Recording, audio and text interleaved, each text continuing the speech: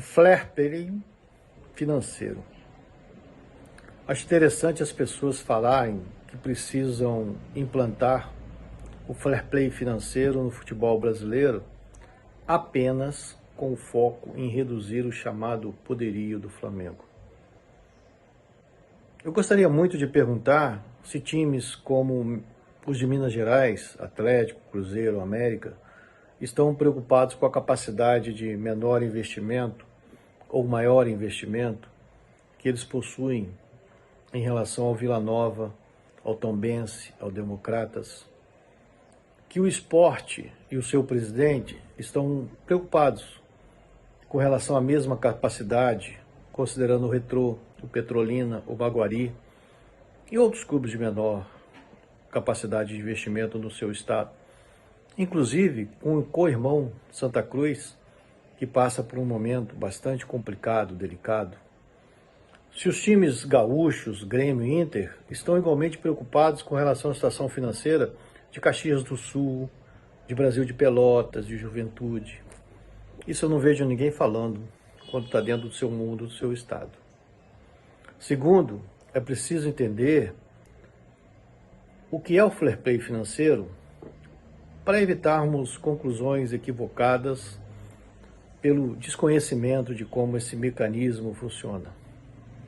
Segundo o economista César Grafietti, um dos maiores estudiosos quando se trata de finanças de clubes, com base na experiência do futebol europeu, o fair play serve para melhorar a capacidade econômica e financeira dos clubes, aumentando a sua transparência e credibilidade, para colocar a proteção necessária a credores e garantir que os clubes cumpram suas obrigações com funcionários, impostos e com outros clubes, para introduzir mais disciplina e racionalidade nas finanças dos clubes de futebol,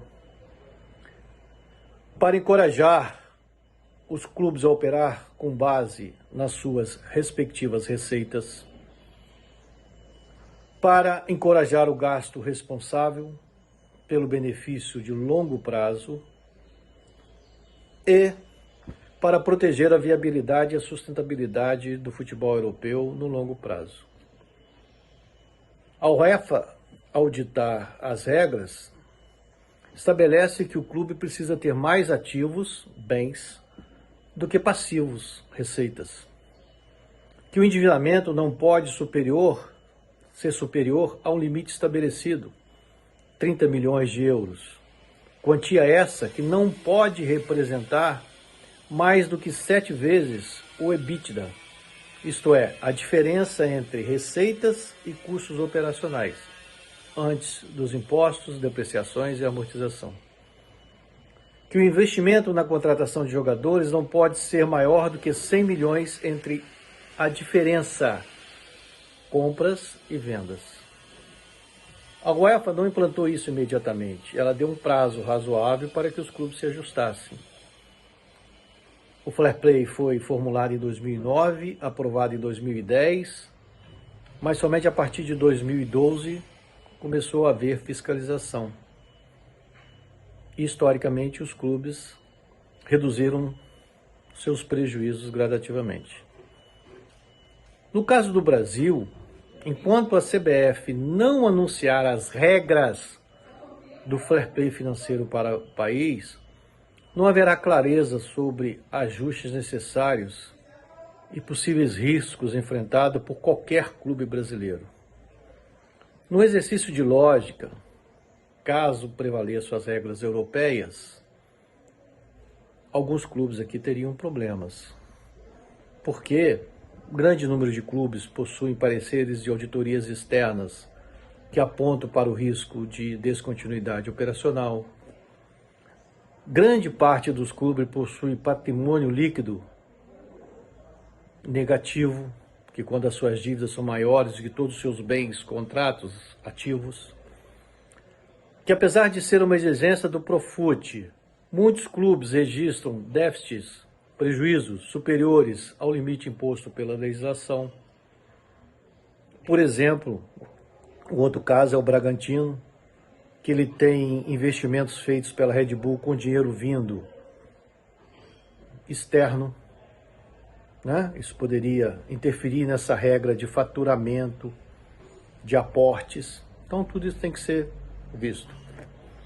Segundo o renomado economista, o futebol brasileiro deve ter uma série de índices e de itens de monitoramento que, ao longo do tempo, combinado esses dois fatores, índice e itens, vão criar uma nota, e essa nota vai ser a nota do clube financeiramente. Então, alguns clubes que atingirem a nota de equilíbrio estarão ok para tocar as suas atividades.